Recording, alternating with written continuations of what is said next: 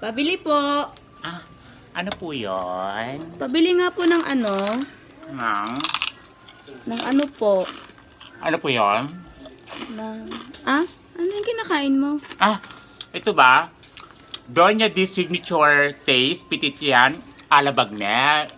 Masarap yan? Ay, oo! Ito na ang pinakamasarap na chicharon na natikman ko sa buong buhay ko. Ano bibilhin mo? Pwedeng patikim? Kaya ka na namin tikim. Nung nakarang araw, tikim na naman pero hindi naman bumibili. Tikim lang naman. Tikim lang ha. Opo.